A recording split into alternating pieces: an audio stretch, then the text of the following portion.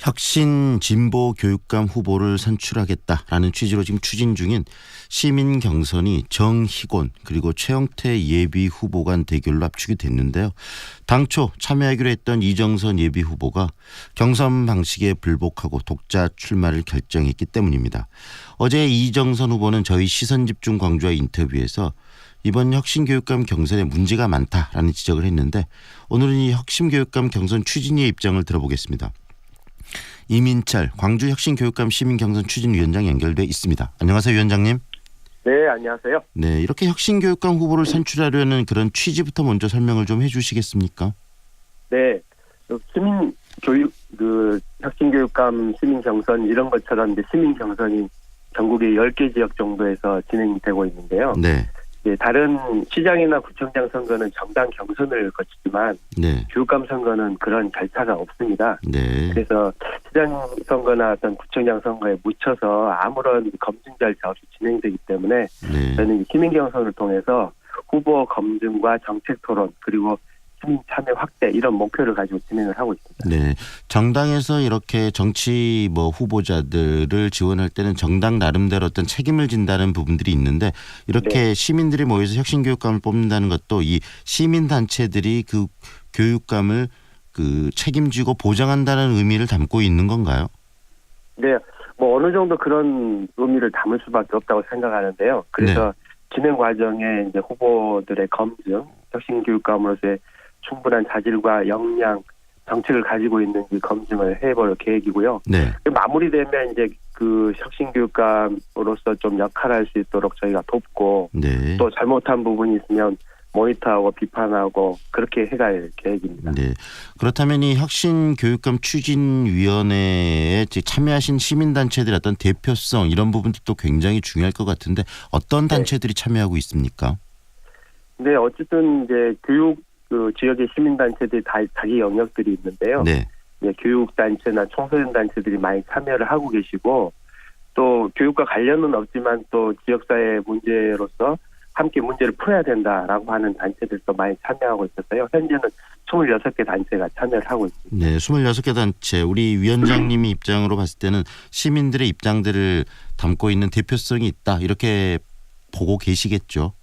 네네. 뭐 대표적으로 교육운동을 해왔던 단체들은 대부분 참여를 하고 계시기 때문에 충분히 그런 대표성을 가지고 있다고 생각합니다. 네, 이렇게 혁신 시민 후보를 추대하기 위해서 후보를 선출하기 위해서 이렇게 모여서 지금 활동을 하고 계시는데 그런데 이정선 후보 예비 후보 중에 한 명이죠. 처음에는 네네. 이렇게 혁신 교육감 후보 선출 이 시스템에 참여하기로 했다가 지금 하지 않겠다는 입장을 밝혔는데 그 부분에 네네. 대해서는 어떤 생각이십니까? 네, 뭐 저희로서는 이제 가장 아쉬운 부분입니다. 세 분이 참여하셔서 또 세 분이 함께 시민 경선을 이제 함께 시작했으면 좋았는데 안타깝게 어떤 진행 과정에서 경선 루 합의 과정이 진행이 되지 않았고 처음에 저희가 공지를 세 후보 간 경선 룰이 합의가 되지 않으면 추진위원회 대표자회에서 정한다고 말씀을 드렸거든요. 네. 그 절차에 따라서 대표자회에서 경선 룰을 만들었고 그 부분에 대해서는 세 분 중에서 2분 이상이 동의하면 저희는 추진하겠다 이렇게 말씀을 드렸는데요. 뭐 그런 부분에 좀 다소 아쉬움이 있었다고 생각이 듭니다. 네, 지금 그렇다면 뭐 룰에 있어서 벗어난 부분 없다는 말씀이신 거죠? 네, 저희가 처음에 공지한 것부터 마지막 진행 과정까지 전체적으로 동의를 얻어서 진행을 했고요. 지난 금요일에 세 분 마지막 그 5차 협의 때. 네. 협의가 이제 합의가 되지 않으면 저희가 진행 원칙대로 진행하겠다고 말씀을 드렸고 세 분은 어쨌든 추진위원회 결정에 따르겠다고 말씀을 하셨거든요. 그리고 그 절차에 따라서 일요일 날 대표자회를 진행하고 최종 경선 규칙을 정했기 때문에 저희로서는 최선을 다했다고 네. 생각을 하고요. 물론 이제 그 경선 결정된 규칙이 후보 각 한 분 한 분한테는 이제 유불리 문제가 네, 있기 네. 때문에 네. 또 어떤 분은 마음에 들고 어떤 분은 마음에 안 들고 그럴 수 있다고 생각합니다. 어제 이정선 후보 저희 방송에 나와서 한 이야기가 이 여러 가지 제안들을 했는데 이정선 후보 캠프에서 했던 제안들은 하나도 수용되지 않았다라는 입장을 견지하시던데 그 부분에 대해서는 어떻게 말씀하실 수 있을까요? 네네.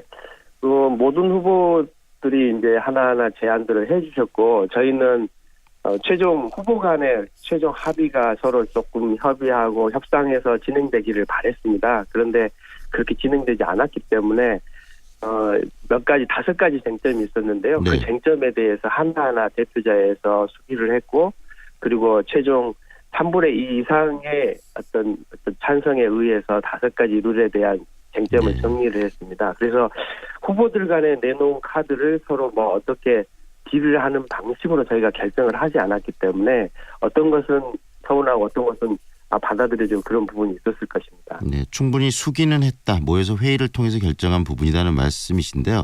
지금 이정선 후보 측에서 이야기하는 게 크게 2가지입니다. 하나는 네네. 역선택 방지 조항이 없다는 건데 결국은 네. 그 장희규 교육감이나 또 다른 어떤 만약에 어떤 분이 출마한다면 그런 분들을 지지하는 사람들이 이런 경선에 영향을 끼칠 수 있는 부분들은 배제해야 된다라는 의미로 읽히는 이 역선택 방지 조항. 왜 집어넣지 않으신 거죠? 네, 뭐 역선택 방지 제안을 해주셨는데 그 부분에 대해서도 많은 토론이 있었습니다. 그 토론들을 다 전할 수는 없을 것 같고요. 네. 가장 중요한 부분은 이 또한 가장 공정한 룰을 우리가 어떻게 정할 것인가를 토론했고 3분 중에 혁신교육감 후보로 누가 더 적절한지를 누구를 지지하시는지를 묻는 정도로도 충분히 대표성 있는 후보를 만들어낼 수 있다고 생각을 했고요.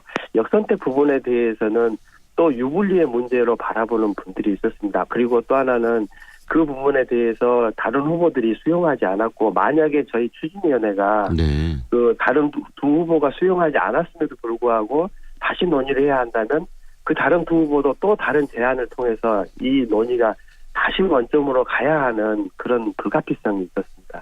그리고 하나 또 이야기되는 게 이 결선 투표제의 이야기도 나오고 있는데 네네. 지금 투표는 한 번 하는데 1차 투표와 결선 투표를 한 번에 같이 해버린다는 지금 그런 방법으로 네네네. 되는 거 아니겠습니까? 근데 네네네. 그것도 실은 일반 상식으로 봤을 때는 1차 투표에 의해서 2명을 가르고 거기서 결선하는 게 맞는데 왜 이런 방식을 취했는가 많은 분들이 좀 의구심을 가지시더라고요. 예. 그 부분 뭐 좀 더 명쾌하게 말씀드릴 수 있는데요. 결선 투표제에 대해서는 이정선 후보님도 수용을 해주셔서 감사를 드리고요.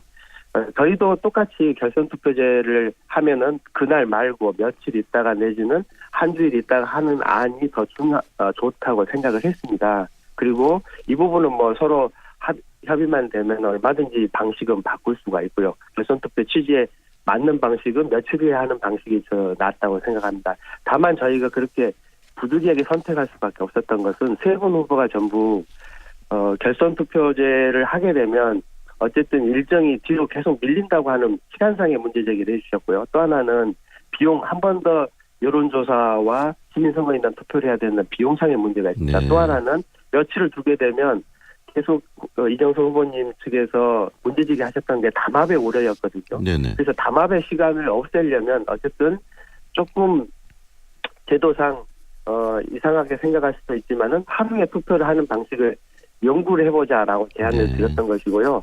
물론 이것이 세 후보 간에 모두가 동의가 된다면 결선 투표의 원래 취지대로 네. 진행하는 것은 어렵지 않다고 저희들은 생각합니다. 네. 그런 부분에서 논의할 여지는 있다는 말씀이신가요?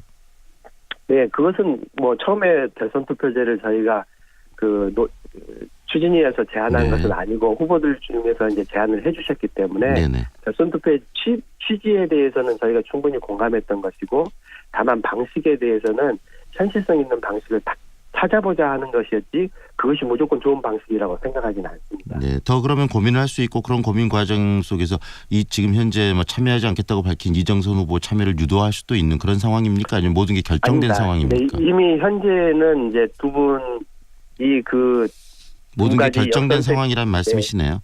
네, 맞습니다. 그래서 네. 이미 두 분의 경선이 네, 시작되었습니다. 그 부분까지는 일단은 그 상황에 대한 이해는 했는데요. 근데 정작 네네. 궁금한 건 또 이런 부분이 있습니다. 이렇게 혁신 후보를 선출을 해서 이렇게 당선까지 된다면 그 이후에 그분이 정말 혁신 교육감으로서 역할을 제대로 할 수 있도록 좀 전에 모두에도 말씀하셨지만 계속 모니터하고 정책적인 부분들에 대해서 문제점들을 지적하고 이런 작업도 굉장히 필요할 것 같은데 그런 데 대한 고민들이 좀 있으십니까? 네네. 저희가 이제 이번에 추진위원회에 참여하고 있는 청소년단체, 교육단체 또 학부모 단체, 시민단체들이 지난 4년 동안 장애교육감의 교육청에 대해서 많은 비판과 평가 모니터를 해온 단체들입니다. 그래서 이번에 누가 되시든지 간에 또 우리 혁신교육감 시민 경선을 통해서 이분이 되신다면 더 책임 있게 모니터하고 평가하고 또 비판하고 그런 활동들을 진행하겠습니다. 그런데 위원장님, 지금 현재 장희국 현 교육감도 이런 진보 교육감 추진 시스템에 의해서 후보로 되고 이렇게 교육감까지 되신 분인데, 지금 이야기 나오는 부분들은 이런 교육감의 문제점이 많다라는 지적을 또 이런 그 당시 경선에 참여했던 그런 단체들이 하고 있는 거거든요. 이런 모순적인 상황들은 어떻게 이해하고 계십니까? 네, 그건 좀 사실과 다른 부분이 있는데요. 네. 장희국 교육감님이 교육감에 당선돼 2010년과 2014년 두 번은 시민 경선을 치른 적은 한 번도 없습니다. 네. 몇 개 단체에서 진보 교육감으로 추대했을 뿐이죠. 그래서 시민 경선은 광주에서는 이번이 처음이고요. 네. 그래서 다른 지역, 예를 들면 서울 지역 같은 경우는 14년과 두 번의 시민 경선을 진행을 했거든요. 네. 그래서 광주는 이번이 시민 경선이 처음이기 때문에 여러 가지 좀 어려움이 있습니다. 그래서 이 시민 경선을 성공시키고 이 시민 경선을 통해서 어떤 검증된 후보들이 교육감의 역할을 좀 잘 할 수 있도록 그런 과정을 잘 만들어 볼 생각입니다. 네, 오늘 여기까지 듣겠습니다. 감사합니다. 네, 감사합니다. 지금까지 광주혁신교육감 시민경선 추진위원회 이민철 위원장과 이야기 나눴습니다.